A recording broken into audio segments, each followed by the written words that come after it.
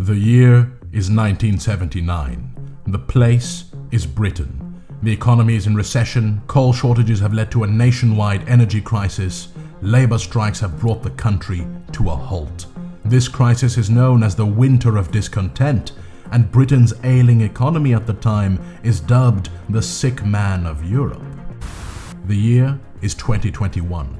The place is Britain. The economy is in trouble. Gas and fuel shortages have led to a nationwide energy crisis. Shortages of truck drivers mean the country is running out of everything from turkeys to alcohol. Is this another winter of discontent? Can the current crisis in Britain really be blamed on Brexit? With Britain now being the poorest country in northwestern Europe, is Brexit turning Britain once more into the sick man of Europe? Or is this a long-term decline?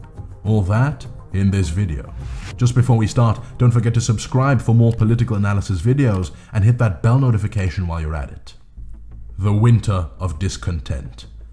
The 1970s was a time of crisis for the United Kingdom. There was double-digit inflation caused by the massive rise in worldwide oil prices resulting from the 1973 Arab oil crisis. This in turn led to stagnation of economic growth. In other words, a combination of stagnating growth and inflation. Stagflation. Rising inflation caused trade unions to demand higher wages, which itself led to even higher inflation. This perfect storm of crises culminated in the winter of 1979 into something that came to be known as the Winter of Discontent. In order to curb inflation, which had peaked at as high as 27% a few years earlier, the government capped pay increases at 5%. But after Ford caved to demands from its workers for a 17% pay increase, this caused workers in other sectors to also go on strike, demanding similar pay increases, resulting in a cascade of strikes and inflation.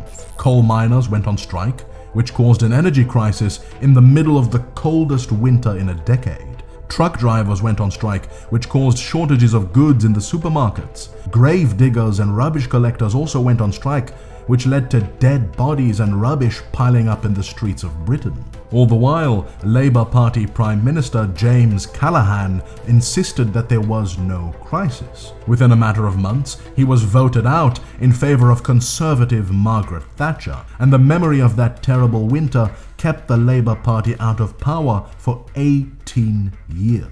Another important detail is that while many Western countries were in recession at the time, the crisis in Britain was particularly bad, and Britain came to be known as the sick man of Europe. For this reason, in 1975, the British people voted overwhelmingly by 67% to remain in the European Economic Community, which would later become the EU, because they hoped that economic integration with Europe would bring back economic prosperity. While the causes of that crisis were very different, the economic fallout that has occurred in the wake of Brexit has led many commentators to make comparisons between 1979 and 2021. Today, Britain faces a dangerous combination of inflation and stagnation that is reminiscent of the 1970s. Inflation is at 5.1%, the highest in a decade. Food inflation is even higher. At the same time, economic growth in the UK is falling behind other major countries in the EU as they recover from the pandemic.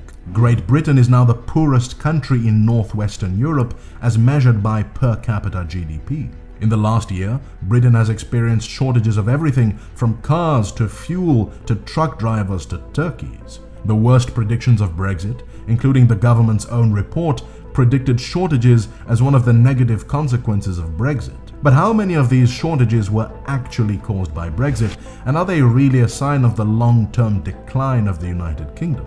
Britain is not the only country facing shortages. There is a shortage of truck drivers in Germany, a surge in coal prices has led to power cuts in China, and supply chain issues have led to shortages globally. And it is true that at least some of the shortages that the UK has experienced recently were not caused by Brexit. The UK has recently been facing shortages of natural gas, which has led to surging energy prices. But this is not because of Brexit. A slowdown in the global economy due to COVID led to a collapse in the demand for gas and therefore a decrease in energy prices in 2020. But as the global economy recovered, gas prices surged. In the UK, the government has price caps on gas that are meant to protect consumers from precisely these kinds of sudden spikes in energy prices. The problem is that the energy suppliers have been unable to absorb the shock, forcing many of them to shut down, resulting in shortages and an energy crisis. Similarly, car shortages were caused by the global shortage of microchips, not Brexit. But when it comes to other goods, the story is different. Fuel shortages struck the UK, leading to massive queues outside of petrol stations reminiscent of the 1970s. Yet there was no actual shortage of fuel in the UK. Instead, there was a shortage of drivers to get the fuel from refineries to petrol stations, which forced the government to take emergency measures like conscripting military drivers to deliver fuel to petrol stations. The truck driver shortage, in combination with the kind of panic buying we saw during the great toilet paper shortage of 2020, led to the petrol shortages.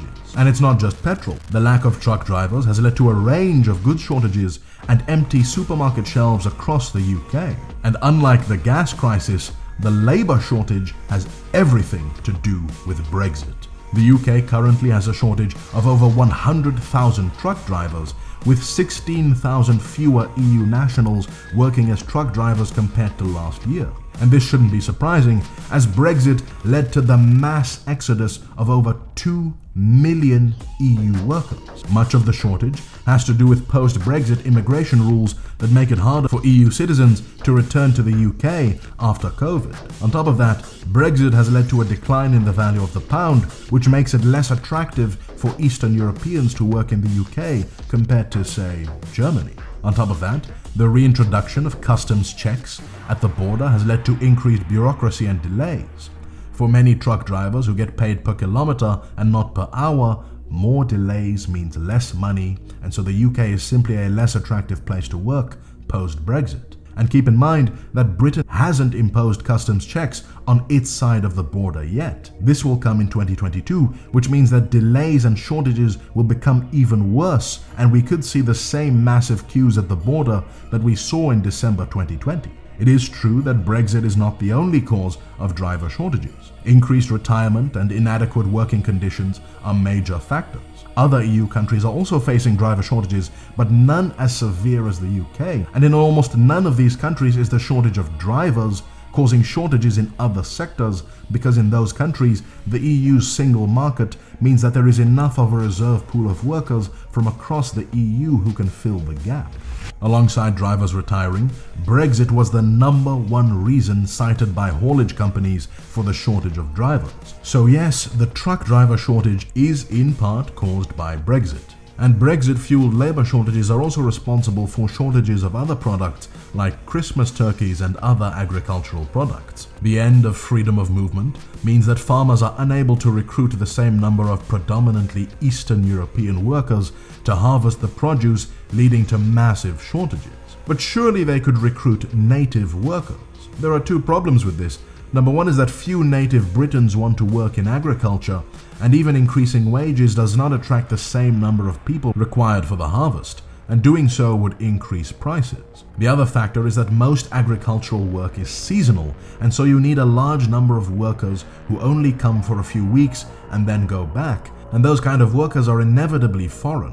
The fact that Northern Ireland, which is still part of the customs union, has had fewer supply chain and labour market issues suggests that Brexit, rather than global supply chain problems, are at the heart of the Winter of Discontent in the UK. But even to the extent that Brexit has caused some of the shortages that the UK is experiencing, these are in essence practical problems that can be overcome.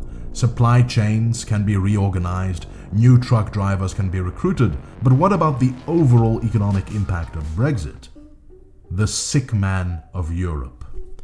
Besides large-scale shortages and rising inflation, Brexit has negatively impacted the British economy in other ways. The initial Brexit vote caused massive uncertainty that prevented businesses from reinvesting and employing more people as they waited to see what deal the UK and EU would come to. As a result of this uncertainty, by the end of 2019, investment was 10% lower than it would have been without the referendum. This in itself brought about negative economic consequences. Simply the announcement of the referendum result in 2016 led to the British pound declining by 11% against the dollar and 8% against the euro in the space of 4 days. Just this devaluation alone led British consumer prices to increase by 2.9 percentage points, which amounts to an increase in the cost of living of £870 per year for the average British household. By the end of 2019, the damage to the British economy caused by Brexit uncertainty amounted to a loss of between 400 and 800 million pounds a week, far more than the 350 million pounds a week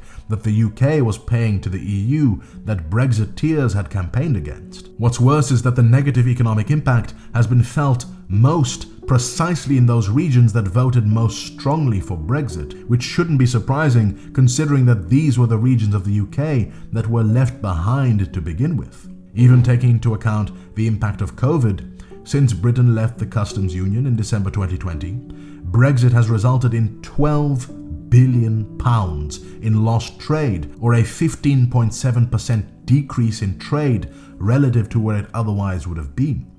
The shortage in economic growth caused by declining trade with the EU cannot be compensated by new trade deals with Australia, Canada, or America.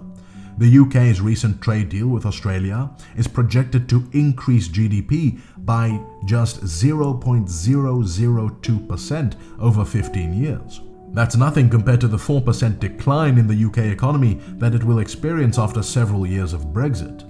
No amount of trade deals with distant former British colonies will make up for that shortfall, because at the end of the day, Britain's volume of trade with the EU is far greater, accounting for more than half of the UK's foreign trade. Essentially, what Brexit does is directly penalise British export industries while limiting the necessary import of skills that Britain needs to grow and compete.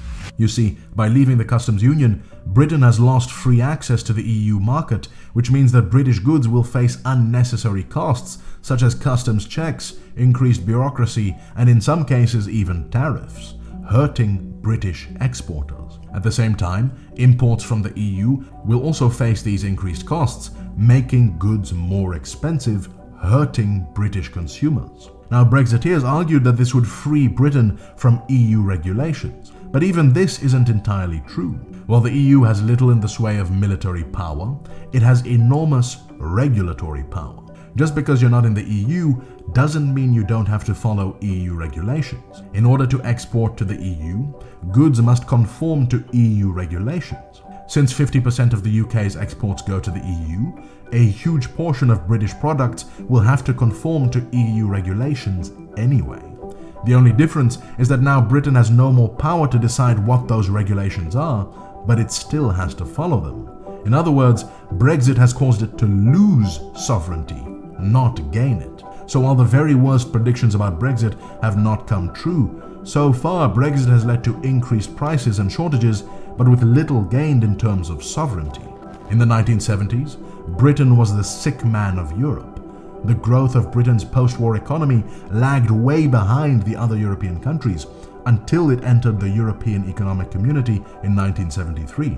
It slowly began to catch up over the next 40 years until by 2013 it became more prosperous than the average of the three other large European economies for the first time since 1965. Yet that trend has now reversed, and Britain's economy lags behind the other major economies of Europe, putting it in danger of returning to its sick man status. But there is another non-economic aspect of Brexit contributing to the UK's decline. Little England. Brexit was supposed to make the United Kingdom stronger and more independent on the world stage. But instead, Brexit has made the United Kingdom anything but united. As most of you already know, while the British people as a whole voted democratically by 52% to leave the EU, this was not the case in Northern Ireland and Scotland, which led to a rise in separatist sentiment in both these regions. Particularly, Northern Ireland has received the short end of the stick when it comes to Brexit in the form of the Northern Ireland Protocol. I did a comprehensive video on how Brexit could lead to Irish reunification in a previous video, link in the description, but I'll give you the breakdown here. When Ireland gained independence from the UK, Northern Ireland, which had a Protestant Unionist majority, remained part of the UK. The significant Catholic nationalist minority in Northern Ireland faced discrimination and wanted to reunify with the rest of independent Ireland, which led to a 3-decade low-level civil war between Protestant Unionist militias, Catholic nationalist militias, and the British government, known as the Troubles. The Good Friday Agreement, which brought an end to the conflict in 1997, removed the border between the Republic of Ireland and Northern Ireland, which worked well when both Ireland and the UK were part of the EU. Now that the UK has left, they've had to negotiate a deal called the Northern Ireland Protocol, which is supposed to re-establish a border without creating a border between the two Irelands. In essence, instead of a border for customs checks being between the Republic of Ireland and Northern Ireland, the border is down the Irish Sea between Northern Ireland and the rest of the UK. This has upset Unionists who see themselves as part of the UK and has led to violent protests and the threat of a return to the violence of the Troubles. Northern Ireland voted by 56% to remain in the EU, and the Northern Ireland Protocol has in effect kept it within the customs union while cutting it off from the rest of the UK. Trade with the rest of Ireland has increased, while trade with the UK has decreased. At the same time, sentiment in favour of reuniting with the Republic of Ireland has increased. Current polls show that 49% support remaining in the UK, while 42% support reunification, compared to just 35% in previous polls. On top of that, among those aged below 45, 47% support reunification, with just 46% in favour of remaining in the UK, indicating where future trends are headed. One condition of the Good Friday Agreement is that if a consistent majority of people in Northern Ireland support reunification, then a referendum should be held on the matter. The chaos caused by the Northern Ireland Protocol, Northern Ireland's increasing economic integration with Ireland as a result of Brexit, and increasing sentiment in favour of reunification means that Brexit could result in Northern Ireland seceding from the UK within our lifetime.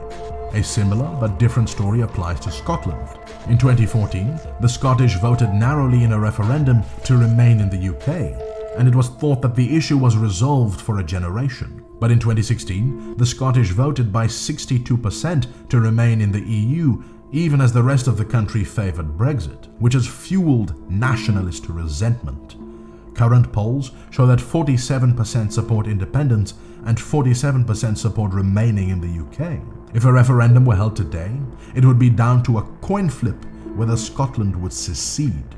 Since 2011, the Scottish Nationalist Party has won decisive victories at every single election.